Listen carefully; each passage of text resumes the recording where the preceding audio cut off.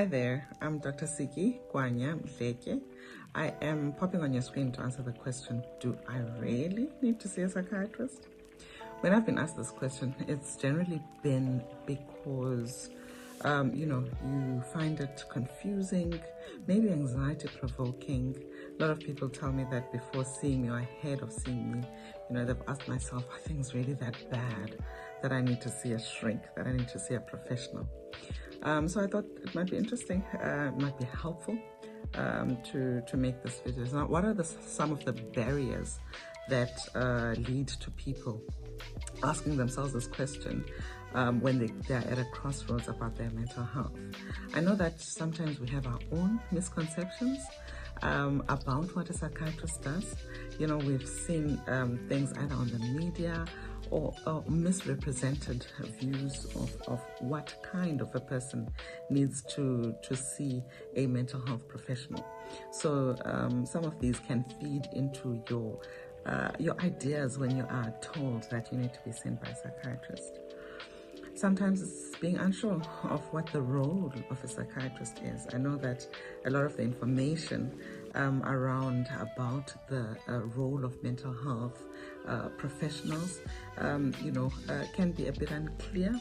There may be no clarity as to, what would cause for me to need to see a physician who is specialized in mental health or in psychiatry, as opposed to seeing a talk therapist, as opposed to someone who is trained in humanities and whose interventions can be helpful in terms of therapy. So being unsure of the roles.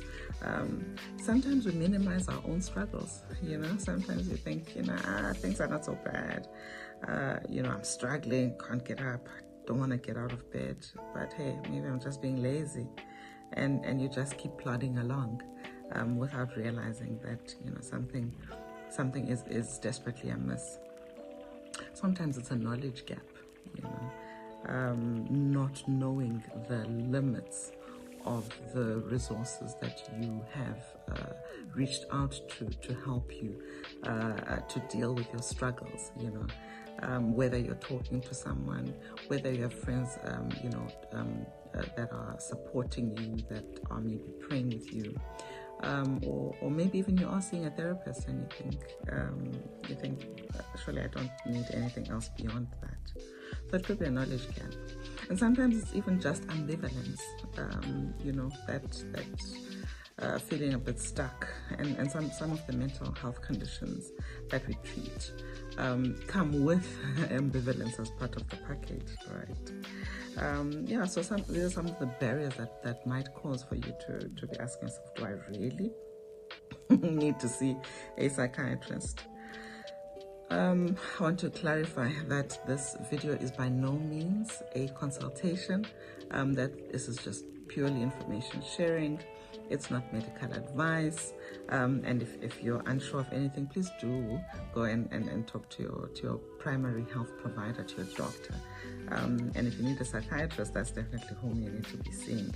So if you have the following, so I'm going to list maybe 3 or 4 situations where I would encourage that maybe you do actually need to see a psychiatrist. First one is an important one. If you've been referred, by your doctor, by your GP, or by the therapist that you're seeing, if someone that is a professional has suggested to you that you need to see a psychiatrist, that's a good indicator that you probably do need to see a psychiatrist. Some people do get referred and decide not to go.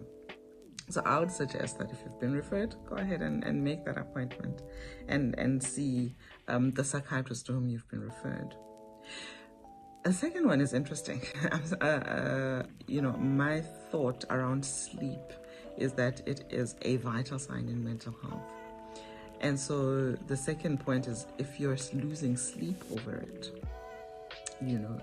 if you're losing sleep over it, of course the alternative is also true. If you're sleeping way more than you're comfortable with, right? So if you're losing sleep over it, then you probably do need to see a psychiatrist. If it interrupts your livelihood, number 3, if it interrupts your life, if it interrupts your livelihood, you most likely do need to get professional help for it, and a psychiatrist may very well be appropriate. And I think the last one would be, if talking has not helped, right? Because some of the interventions that we employ as psychiatrists are beyond talk therapy and include pharmacotherapy. This is where we deal with the neurochemicals that are in your body and that impact your brain and the function of your mind, right?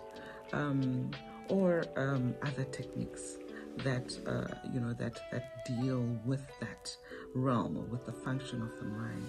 So if talking hasn't helped, I would really implore you to consider seeing a psychiatrist. Look, if you're experiencing mental health struggles, I think an important thing to do is to go and chat with your primary healthcare provider. Your GP is a good place to start, right? And if that thought has crossed your mind that perhaps I might need to see a psychiatrist, have a chat with your GP about it, and your GP would refer you appropriately. Do you find this helpful? I hope it helped. If you did, you're welcome to share. And remember, your mental health matters. You're winning. Sometimes you do need a bit of help, right? Have a lovely day and God bless. Bye.